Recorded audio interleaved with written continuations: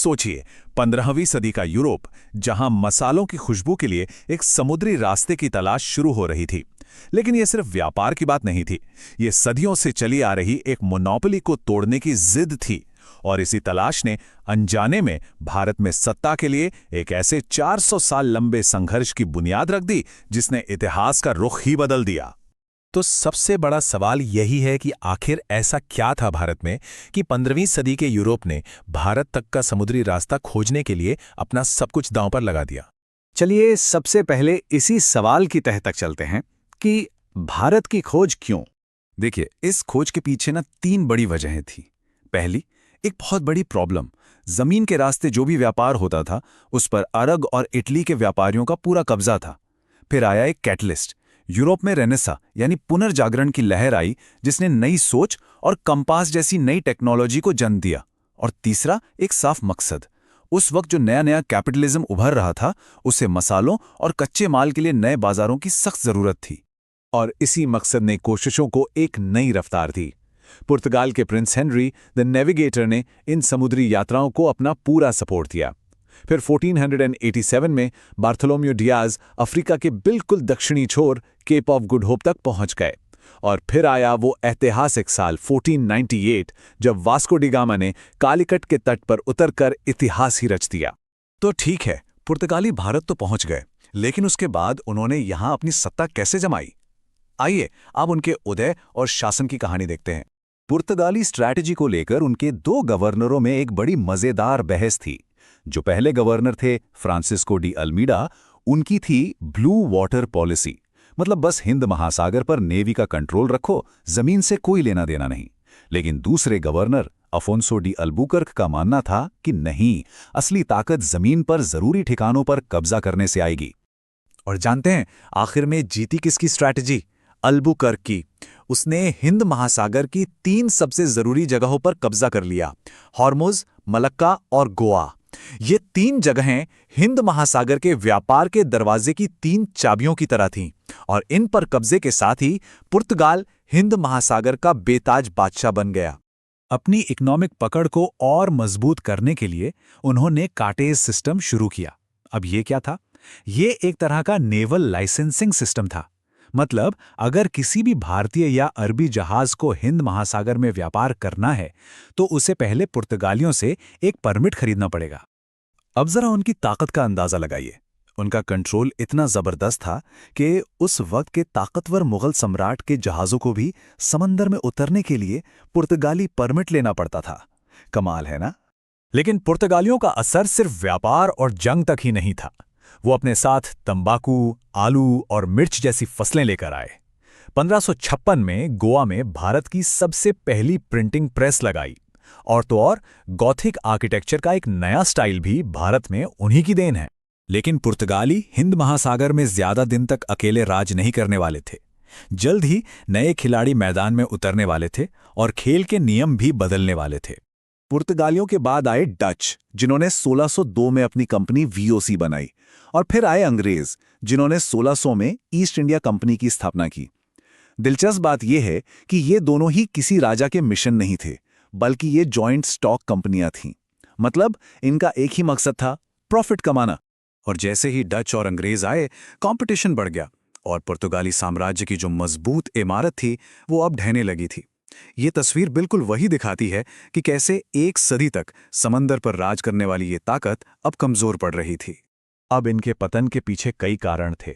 एक तो उनकी धार्मिक कट्टरता और जबरदस्ती धर्म बदलवाने की नीतियों ने लोकल लोगों को उनसे काफी नाराज कर दिया था। ऊपर से डच और अंग्रेजों से मुकाबला बढ़ गया और इसी बीच उन्होंने ब्राजील को खोज लिया, जिससे उनका ध्यान भारत से हटकर अटलांटिक की तरफ चला गया। तो चलिए अब कहानी के उस मोड़ पर चलते हैं। एक ऐसी निर्णायक लड़ाई जिसने भारत में ताकत के सारे समीकरण हमेशा के लिए बदल दिए। हुआ ये कि पुर्तगाली अंग्रेजों को मुगल दरबार से व्यापार की इजाजत नहीं लेने दे रहे थे। वो हर तरह से रुकावट डाल रहे थे। आखिरकार बात इतनी बढ़ गई कि सूरत के पास स्वाली में दोनों ताकतों के बीच सीधी टक्कर होनी तय हो गई। साल था 1612, एक ऐसा साल जो इतिहास में भारत की तकदीर का एक बड़ा फैसला करने वाला था। स्वाली की लड़ाई, इस एक लड़ाई ने उस मिथक को तोड़ दिया कि पुर्तगाली नौसेना को कोई हरा नहीं सकता। एक सदी से बना उनका दबदबा एक ही दिन में चकनाचूर हो गया। अंग्रेजों की ये जबरदस्त जीत देखकर मुगल सम्राट जहांगीर इतने इंप्रेस हुए कि उन्होंने 1613 में अंग्रेजों को एक शाही फरमान दे दिया, सूरत में एक पक्की फैक्ट्री बनाने का फरमान। और यही भारत में अंग्रेजी राज की पहली मजबूत नींव थी। तो अगर हम इन तीनों ताकतों को एक साथ देखें तो साफ पता चलता है कि पुर्तगाली व्यापार के साथ साथ धर्म फैलाने भी आए थे, जबकि डच और अंग्रेजों का शुरुआती मकसद सिर्फ और सिर्फ व्यापार था। पुर्तगाली अपनी धार्मिक कट्टरता की वजह से कमजोर हुए और अंग्रेज धीरे धीरे भारत की सबसे बड़ी ताकत बन गए। और यहीं पर आकर एक बहुत बड़ा सवाल खड़ा हो जाता है। भारत में सबसे पहले तो पुर्तगाली आए, तो फिर ये रेस आखिर में अंग्रेजों ने कैसे जीती? इसका जवाब वो एक अलग पूरा संघर्ष असल में 2 हिस्सों में बटा हुआ है। पहला चरण था वाणिज्य यानी कॉमर्स का। 16वीं सदी के आखिर में यूरोप में औद्योगिक मांग तेजी से बढ़ रही थी। उन्हें रेशम और एशियाई मसालों जैसे कि लौंग की बहुत ज्यादा जरूरत थी। और फिर आया दूसरा चरण, साम्राज्यवाद यानी इंपीरियलिज्म का। जब व्यापार में कंपटीशन बहुत बढ़ गया तो इन ताकतों ने एक दूसरे को रास्ते से हटाने के लिए फौज और राजनीति का इस्तेमाल करना शुरू कर दिया, ताकि भारत में अपनी हुकूमत कायम कर सकें। आइए अब दोनों शक्तियों की बुनियाद को ही समझ लेते हैं। हम अंग्रेजी और फ्रांसीसी ईस्ट इंडिया कंपनियों के ढांचे की तुलना करेंगे, क्योंकि सच कहूं तो उनकी जीत और हार का राज काफी हद तक यहीं छिपा हुआ था। सबसे पहले बात करते हैं ईस्ट इंडिया कंपनी की। देखिए, ये कोई सरकारी कंपनी नहीं थी, बल्कि एक प्राइवेट संस्था थी। इसे 24 डायरेक्टर्स का एक ग्रुप चलाता था, जिसे कोर्ट ऑफ डायरेक्टर्स कहते थे। 31 दिसंबर 1600 को महारानी एलिजाबेथ प्रथम ने इसे 15 साल के लिए व्यापार करने का एक चार्टर दिया, जो बाद में अनिश्चित काल के लिए बढ़ा दिया गया। इसका ये प्राइवेट होना और अपने फैसले खुद लेने की आज़ादी आगे चलकर इसकी सबसे बड़ी ताकत बनी। वहीं दूसरी तरफ थी फ्रांसीसी कंपनी, जिसका नाम था कंपनी डिजांदे ओरिएंटाल। ये अंग्रेजी कंपनी से बिल्कुल उलट पूरी तरह से एक सरकारी कंपनी थी। इसकी स्थापना 1664 में राजा लुई 14वें के मंत्री कुलबर्ट ने की थी। अब क्योंकि ये पूरी तरह सरकार के अधीन थी, तो ये सरकारी मदद पर ही निर्भर रहती थी। नतीजा, सख्त सरकारी कंट्रोल की वजह से फैसले लेने में बहुत देर होती थी और लाल पीताशाही यानी रेड टेपिज्म बहुत ज्यादा था। और यही सरकारी निर्भरता इसके पतन का एक बहुत बड़ा कारण बनी। ये टेबल देखिए, यहाँ पर दोनों के बीच का फर्क बिल्कुल साफ हो जाता है। कंपनी की प्रकृति की बात करें तो अंग्रेज एक प्राइवेट आज़ाद कंपनी थी जो तेजी से फैसले ले सकते थे। वहीं फ्रांसीसी सरकारी कंट्रोल में थे, जहाँ लाल फीताशाही हावी थी। अब आते हैं पैसे पर। अंग्रेजों का पूरा फोकस व्यापार पर था, जिससे उनकी आर्थिक हालत बहुत मजबूत थी, जबकि फ्रांसीसियों का ध्यान साम्राज्य और युद्ध पर ज्यादा था, जिससे उनके पास हमेशा पैसों की कमी बनी रही। और आखिर में सैन्य ताकत।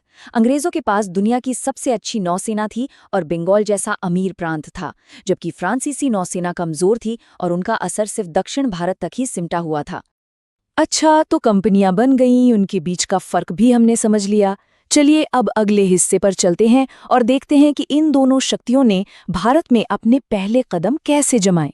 ये समझना बहुत जरूरी है कि किसने, कहां और कब अपनी बस्तियां बनाई।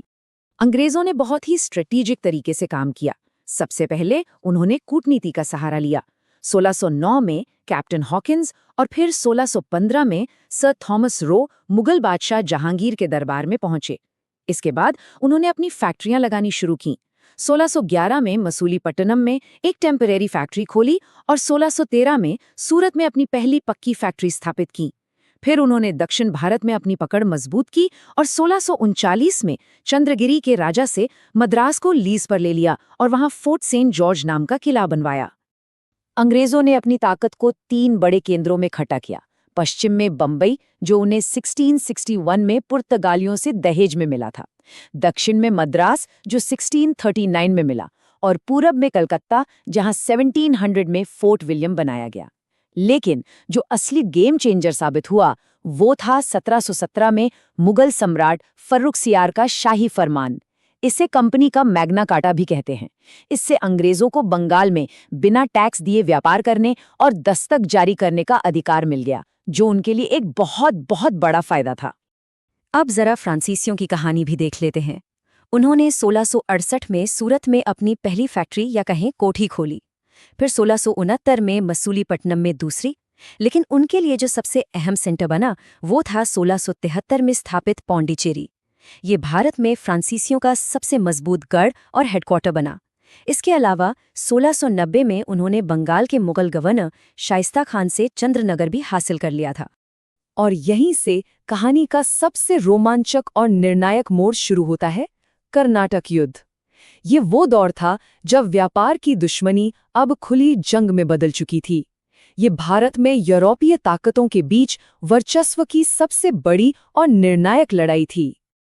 ये अंग्रेजों और फ्रांसीसियों का संघर्ष मुख्य रूप से कर्नाटक के इलाके में लड़ा गया, और इसकी असली वजह थी व्यापार पर एकाधिकार और भारत पर राजनीतिक कंट्रोल हासिल करने की जिद। एक तरफ पौंडीचेरी में फ्रांसीसी थे जिनकी कमान जोसेफ डुप्ले के हाथ में थी, और दूसरी तरफ मद्रास में थे अंग्रेज जिनका नेतृत्व कर रहे थे रॉबर्ट क्लाइव। पहला कर्नाटक युद्ध जो 1740 से 1748 तक चला, मजे की बात यह है कि वो असल में भारत का युद्ध था ही नहीं। इसकी वजह थी यूरोप में ऑस्ट्रिया के उत्तराधिकार को लेकर छिड़ी जंग। जब वहां ब्रिटेन और फ्रांस आपस में भिड़े तो उनकी लड़ाई की चिंगारी यहां भारत में भी पहुंच गई। इस युद्ध की सबसे बड़ी घटना थी फ्रांसीसी गवर्नर डुप्ले का मद्रास पर कब्जा कर लेना। युद्ध का अंत 1748 में एक्स-ला-शापेल की संधि से हुआ और मद्रास अंग्रेजों को वापस मिल गया। नतीजा तो कुछ खास नहीं निकला, लेकिन इसने आगे होने वाले बड़े संघर्ष की नींव जरूर रख दी थी। दूसरे कर्नाटक युद्ध को समझने से पहले एक टर्म समझना बहुत जरूरी है, प्रॉक्सी वॉर या छद्म युद्ध। ये होता क्या है?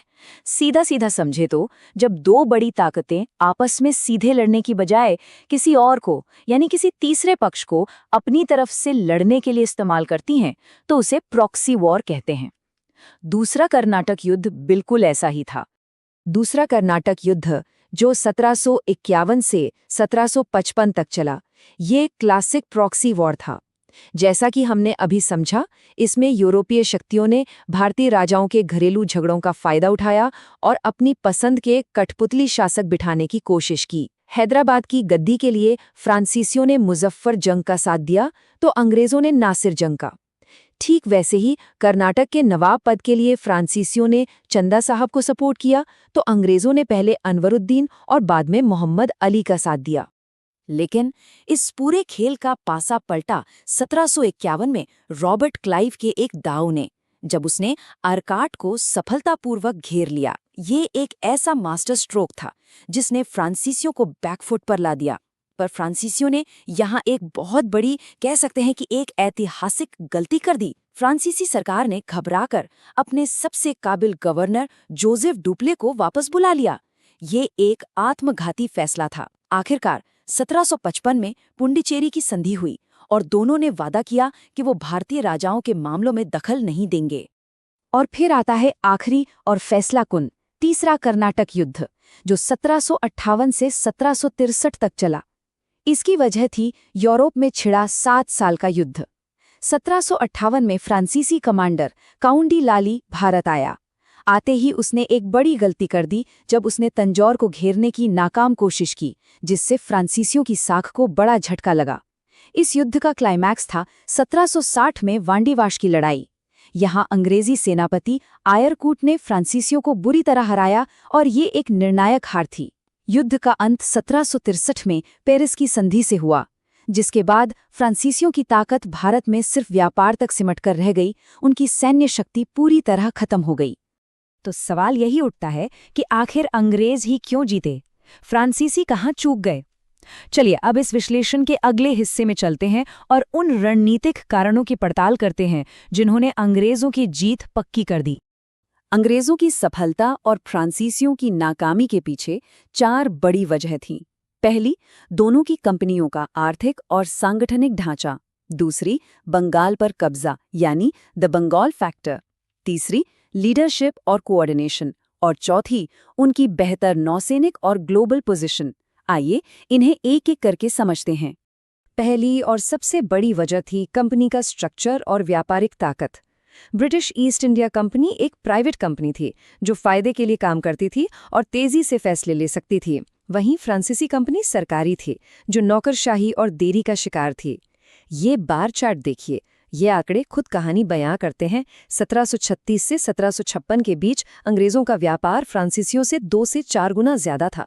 और सीधा हिसाब है, ज्यादा व्यापार मतलब ज्यादा पैसा, और ज्यादा पैसा मतलब बेहतर और बड़ी सेना। दूसरा कारण, और शायद सबसे अहम, था बंगाल फैक्टर। जब अंग्रेजों के हाथ बंगाल लगा तो समझ लीजिए उनके हाथ एक सोने की खान लग गई। उन्हें वहां से बेहिसाब पैसा, सैनिक और सामान मिला। उन्होंने बंगाल की इसी दौलत का इस्तेमाल मद्रास में अपनी जंग लड़ने के लिए किया, जबकि फ्रांसीसियों के पास सिर्फ दक्कन के सीमित संसाधन थे। ये एक ऐसा फर्क था जिसकी भरपाई मुमकिन नहीं थी। तीसरा फर्क था लीडरशिप का। एक तरफ अंग्रेजों के पास क्लाइव, लॉरेंस और आयरपूट जैसे जबरदस्त मिलिट्री और स्ट्रेटेजिक लीडर्स की एक टीम थी जिनके बीच गजब का तालमेल था। वहीं दूसरी तरफ फ्रांसीसी खेमे में गलतियों पर गलतियां हो रही थीं। डुप्ले को वापस बुलाना एक आत्मघाती फैसला था। लाली का अदूरदर्शी और गुस्सैल स्वभाव और बस्सी जैसे काबिल कमांडर को हैदराबाद से वापस बुलाना, ये सब बड़ी कूटनीतिक भूलें थीं। तो चलिए अब इस पूरी चर्चा को समेटते हैं और देखते हैं कि परीक्षा के लिहाज से हमें क्या-क्या बातें याद रखनी हैं।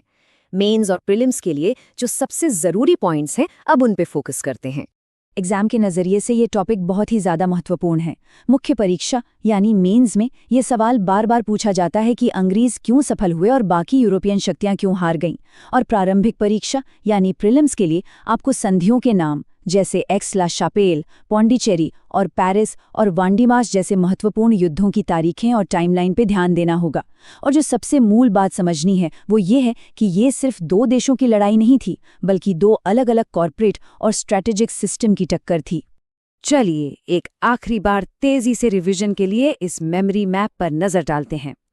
1600 में ईस्ट इंडिया कंपनी की स्थापना, 1613 में सूरत में फैक्ट्री, 1664 में फ्रांसीसी कंपनी बनी, 1673 में पौंडीचेरी उनका गढ़ बना, 1717 में वो शाही फरमान मिला, 1740 से 48 तक पहला कर्नाटक युद्ध और 1751 से 55 तक दूसरा। और हाँ, संधियों को याद रखने के लिए ये छोटी सी ट्रिक बहुत काम आएगी। ए से एक्सला चापेल, पी से पौंडीचेरी और पी से पेरिस। और अंत में इस एक लाइन में इस पूरे संघर्ष का सार छिपा है। कर्नाटक युद्धों ने ये तय नहीं किया कि भारत पर कौन राज करेगा, बल्कि ये जरूर तय कर दिया कि भारत पर कौन राज नहीं करेगा। फ्रांसीसियों के हारते ही अंग्रेजों के लिए भारत की सत्ता का रास्ता बिल्कुल साफ हो गया था। वीडियो देखने के लिए धन्यवाद दोस्तों। चैनल को सब्सक्राइब, लाइक, कमेंट और शेयर कीजिए। वाणिज्यिक पूंजीवाद से औपनिवेशिक साम्राज्यवाद तक का सफर। देखिए, ये सिर्फ व्यापार की कहानी नहीं है, ये इस बात की कहानी है कि कैसे मसालों की खोज ने, आप सोचिए, भारत को 200 सालों की गुलामी की ओर धकेल दिया। तो आगे बढ़ने से पहले ये समझना जरूरी है कि ये टॉपिक प्रतियोगी परीक्षाओं के लिए इतना जरूरी क्यों है। अच्छा, अगर फाउंडेशन की बात करें तो ब्रिटिश भारत को समझने के लिए ये जानना बहुत जरूरी है कि उनके यूरोपीय प्रतिद्वंदी कैसे और क्यों हारे। अब आते हैं यूपीएससी या स्टेट पीसीएस प्रीलिम्स पर। यहाँ तो कालक्रम मतलब कौन कब आया और संधियों पर सीधे सीधे सवाल बनते हैं। और मेंस के नजरिए से देखें तो फ्रांसीसियों की विफलता और अंग्रेजों की सफलता का तुलनात्मक विश्लेषण ये एक फेवरेट सवाल रहा है। तो कुल मिलाकर ये एक बहुत ही हाई यील्ड टॉपिक है। तो चलिए कहानी की एकदम शुरुआत से शुरू करते हैं। आखिर ऐसी क्या वजहें थीं, ऐसा क्या हुआ कि यूरोपियों को भारत के लिए एक नया समुद्री रास्ता खोजने की जरूरत पड़ गई। इसे समझने के लिए हमें पुरानी व्यवस्था पर एक नज़र डालनी होगी। देखिए, पहले क्या था कि अरब और वेनिस के व्यापारियों का जमीनी रास्ते पर पूरा एकाधिकार था, मतलब मोनोपोली थी। लेकिन 1453 में एक बहुत बड़ी घटना हुई। उस्मानिया साम्राज्य ने कुस्तुनतुनिया, जिसे आज हम इस्तांबुल कहते हैं, उस पर कब्जा कर लिया और इसके साथ ही जमीनी रास्ते बंद हो गए। बस यहीं से एक नई खोज की जरूरत महसूस हुई। यूरोप में भारतीय मसालों और कपड़ों की मांग तो जबरदस्त थी ही, ऊपर से वाणिज्यिक पूंजीवाद का उदय हो रहा था। एक ऐसी व्यवस्था जहां व्यापार और मुनाफा ही सब कुछ था। इन सब ने मिलकर समुद्री मार्गों की खोज को आप कह सकते हैं अनिवार्य बना दिया। चलिए अब जरा आगमन के कालक्रम को देखते हैं। 1486 में Bartholomew Dias Cape of Good Hope तक पहुंचे। फिर 1498 में वास्को डी गामा कालीकट पहुंचा। इसके बाद आई कंपनियां। 1600 में अंग्रेजी ईस्ट इंडिया कंपनी, 1602 में डच ईस्ट इंडिया कंपनी और 1664 में फ्रांसीसी ईस्ट इंडिया कंपनी। और हाँ, यहीं पर है एक एग्जाम ट्रिक अलर्ट, इसे बिल्कुल ध्यान से सुनिएगा। भारत में व्यापारियों के आने का क्रम है पुर्तगाली, फिर डच, फिर अंग्रेज और फिर फ्रांसीसी। लेकिन उनकी कंपनी बनने का क्रम थोड़ा अलग है। पुर्तगाली, फिर अंग्रेज, फिर डच और फिर फ्रांसीसी। मतलब अंग्रेजों की कंपनी डचों से 2 साल पहले बनी थी। ये छोटा सा पॉइंट आपको एग्जाम में 1 नंबर दिला भी सकता है और कटवा भी सकता है। तो अब एक एक करके इन शक्तियों का विश्लेषण करते हैं। सबसे पहले बात करते हैं पुर्तगालियों की, जो भारत आने वाले पहले यूरोपीय थे। उन्होंने यहाँ एस्टाडा दा इंडिया की स्थापना की, जिसका सीधा सा मतलब था भारत का पुर्तगाली राज्य। पुर्तगाली शक्ति को 3 बड़े गवर्नरों ने मजबूत किया। पहले थे फ्रांसिस्को डी एल्मीडा, जिनकी ब्लू वाटर पॉलिसी का एक ही मकसद था, हिंद महासागर पर पूरा कंट्रोल करना। उनके बाद आए अल्फांसो डी एल्बुकर्क। इन्हें पुर्तगाली शक्ति का असली संस्थापक माना जाता है। क्यों? क्योंकि इन्होंने ही 1510 में बीजापुर से गोवा छीना था। और फिर आए नीनू डा कुन्हा, जिन्होंने राजधानी को कोचीन से गोवा शिफ्ट कर दिया। अब जरा देखते हैं कि पुर्तगालियों का प्रभाव क्या रहा और उनका पतन क्यों हुआ। उनके प्रमुख प्रभावों में एक थी कार्टेज प्रणाली। ये एक तरह का परमिट सिस्टम था, जिसके बिना कोई भी एशियाई जहाज समुद्र में नहीं जा सकता था। वे भारत में प्रिंटिंग प्रेस लाए और साथ ही तंबाकू, आलू, मक्का जैसी नई फसलें भी। लेकिन सिक्के का दूसरा पहलू भी था उनके पतन के कारण, जैसे कि उनकी धार्मिक असहिष्णुता, भ्रष्टाचार और सबसे बड़ा कारण डच और अंग्रेजों जैसी नई और ज्यादा ताकतवर शक्तियों का उदय। पुर्तगालियों के बाद डचों का एक छोटा सा दौर आया। उनकी कंपनी बनी 1602 में और उनका मेन फोकस था मसालों का व्यापार। लेकिन दिलचस्प बात यह है कि उनका ध्यान भारत से ज्यादा इंडोनेशिया के मसाला द्वीपों पर था। भारत में उनके कारखाने मसूलीपट्टनम, पुलिकट और सूरत में थे। लेकिन उनकी कहानी का अंत हुआ 1759 में बेदारा के युद्ध में। इस लड़ाई में अंग्रेजों ने डचों को बुरी तरह हराया और भारत में उनकी सारी उम्मीदों पर पानी फेर दिया। और अब बात करते हैं उस शक्ति की जिसने अंततः भारत पर राज किया, यानी अंग्रेजों की। चलिए देखते हैं कि संघर्ष से सफलता तक का उनका ये सफर कैसा रहा। ये स्लाइड बहुत ही शानदार तरीके से अंग्रेजों के उत्कर्ष के कदमों को दिखाती है। पहली सीढ़ी 1609 में एक कूटनीतिक शुरुआत, जब कैप्टन हॉकिंस जहांगीर के दरबार में पहुंचे। दूसरी सीढ़ी 1612 की नौसैनिक विजय, जब कैप्टन बेस्ट ने स्वाली में पुर्तगालियों को हराया, जिससे मुगल बहुत इम्प्रेस हुए।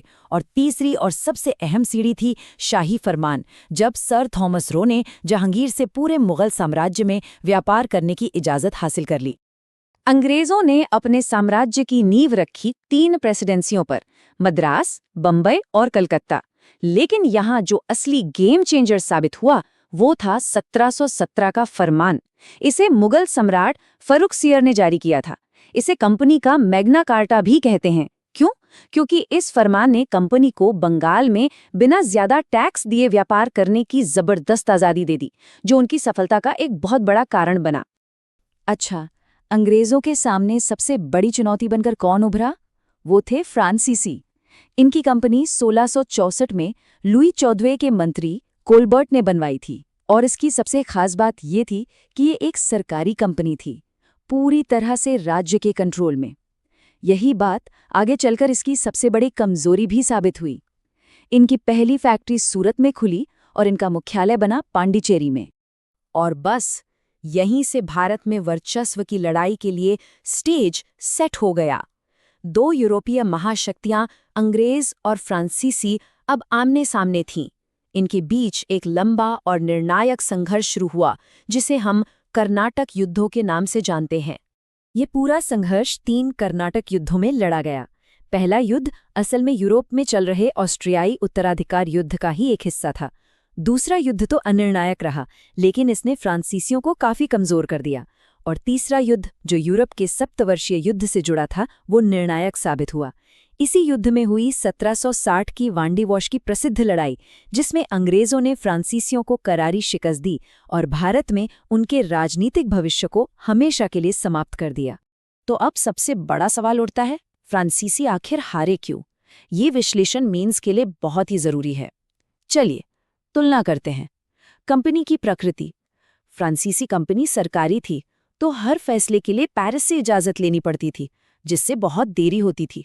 वहीं अंग्रेजी कंपनी एक निजी उद्यम थी, आज के स्टार्टअप की तरह, जो तेजी से और आज़ादी से फैसले लेती थी। नौसैनिक शक्ति। अंग्रेजों की नेवी फ्रांसीसियों से कहीं बेहतर थी। रणनीतिक आधार। फ्रांसीसी पौंडीचेरी तक ही सीमित रहे, जबकि अंग्रेजों के पास बंगाल जैसा अमीर प्रांत था, जहां से उन्हें बेहिसाब पैसा और संसाधन मिले। और आखिर में नेतृत्व। डुप्ले के जाने के बाद फ्रांसीसी नेतृत्व कमजोर पड़ गया, जबकि अंग्रेजों के पास क्लाइव जैसे एक से बढ़कर एक रणनीतिकार थे। चलिए अब थोड़ा गियर बदलते हैं और परीक्षा में आने वाले कुछ सबसे जरूरी तथ्यों का एक रैपिड फायर रिवीजन करते हैं। तैयार है? महत्वपूर्ण व्यक्ति फादर मॉन्सरेट, पहले जेसुइट मिशन के प्रमुख। विलियम नॉरिस, औरंगजेब के दरबार में अंग्रेजी दूत। शोभा सिंह, बर्दवान का एक विद्रोही जमींदार। चार्ल्स आयर, फोर्ट विलियम के पहले प्रशासक। और जॉन चाइल्ड, वो अंग्रेज अधिकारी जिसने मुगल जहाज़ों पर कब्जा कर लिया था। परीक्षा के पैटर्न को समझना जरूरी है। संधियों को मैच करने वाले सवाल, कालक्रम और पहली फैक्ट्रियों पर सवाल अक्सर आते हैं। और कालक्रम में वो ट्रैप याद है ना? डच कंपनी अंग्रेजों के बाद बनी थी, लेकिन भारत में वो उनसे पहले आ गए थे। इस बात को बिल्कुल मत भूलिएगा। चलिए एक क्विक रिवीजन पहली फैक्ट्रियों पर। पुर्तगाली कोचिन 1503, डच मसूलीपट्टनम 1605, अंग्रेज सूरत 1613 में स्थायी फैक्ट्री, और फ्रांसीसी सूरत 1668। और अब निर्णायक युद्धों पर एक नज़र। स्वाली का युद्ध 1612, अंग्रेजों ने पुर्तगालियों को हराया। बेदारा का युद्ध 1759, अंग्रेजों ने डचों को हराया। और वांडी वॉश का युद्ध 1760, अंग्रेजों ने फ्रांसीसियों को हराया। इन 3 लड़ाइयों ने, आप कह सकते हैं, भारत में अंग्रेजों का रास्ता बिल्कुल साफ कर दिया। तो आखिर में हम इस पूरे घटनाक्रम के निष्कर्ष पर पहुंचते हैं, जिसने भारत में एक बिल्कुल नए युग की नींव रखी। यूरोपीय व्यापारिक कंपनियों की जो आपसी दुश्मनी थी, उसने भारत के राजनीतिक बिखराव का पूरा फायदा उठाया। बंगाल पर कब्जा और वांडी वॉश की जीत के बाद ईस्ट इंडिया कंपनी अब सिर्फ एक व्यापारी नहीं रह गई थी, बल्कि वो भारत की किस्मत का फैसला करने वाली, यानी मास्टर्स ऑफ इंडिया बन चुकी थी। इस तरह जो दौड़ मसालों के लिए शुरू हुई थी, उसने भारत के इतिहास की दिशा को हमेशा हमेशा के लिए बदल कर रख दिया। यहाँ हर विषय को विस्तृत विश्लेषण और उन्नत विजुअलाइजेशन के साथ समझाया जाता है। इस विश्लेषण को देखने के लिए धन्यवाद। चैनल को सब्सक्राइब, लाइक, शेयर और कमेंट जरूर करें।